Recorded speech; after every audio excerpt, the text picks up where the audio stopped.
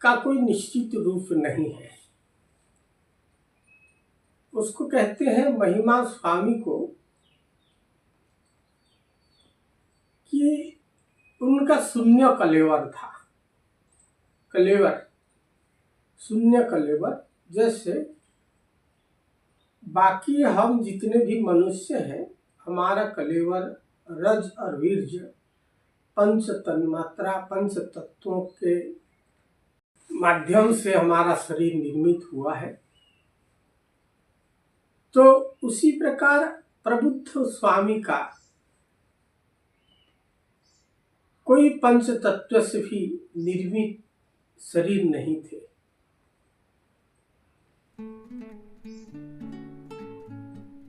उनका रज और वीर्य से, रज वीर्य बाहर कहा गया, रज वीर्य से वो अलग थे,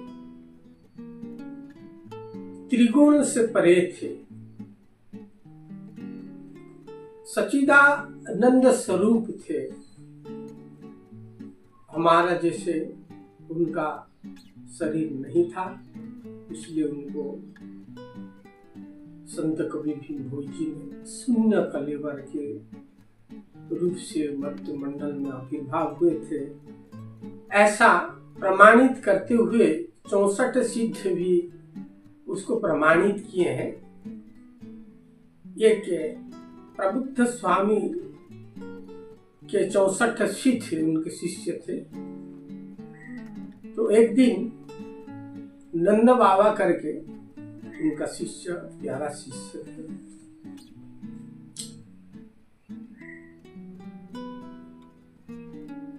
भ्रमण करते वक्त, चलते वक्त नंद बाबा ने एक दिन महिमा स्वामी के बारे में चिंतन किया कि महिमा स्वामी स्वयं शून्य स्वरूप है, तो बाकी हमारे नजरों में दिखते हैं अलग कि जो वास्तविक रूप है इस प्रकार दिखते हैं।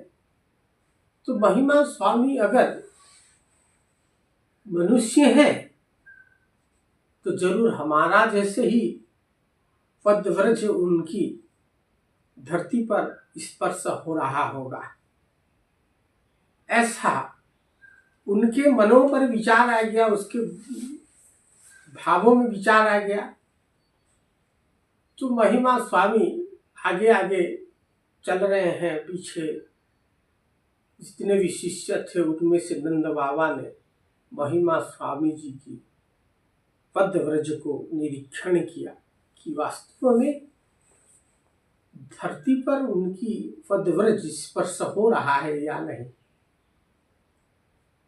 तो जैसे दृष्टि पदव्रज पर लगाए नंद बाबा ने, तब उनको अवलोकित हुआ, उसने देखा कि धरती पर उनका चरण स्पर्श हो ही नहीं रहा है।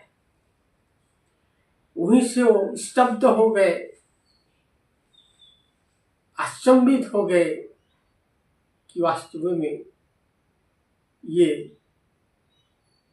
कोई साधारण शरीर नहीं है, केवल विश्व को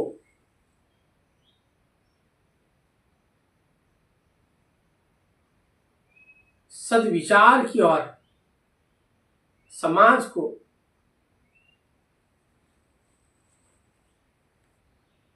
सदगति की ओर लेने के लिए इनका आविर्भाव है। ये मनुष्य कलेवर नहीं है, ऐसा प्रमाणित उनको हो गया। इसलिए ऐसी अनेक उदाहरण है कि प्रबुद्ध महिमा स्वामी के बारे में, तो महिमा स्वामी का रूप केवल शून्य स्वरूप है, ज्ञान स्वरूप है।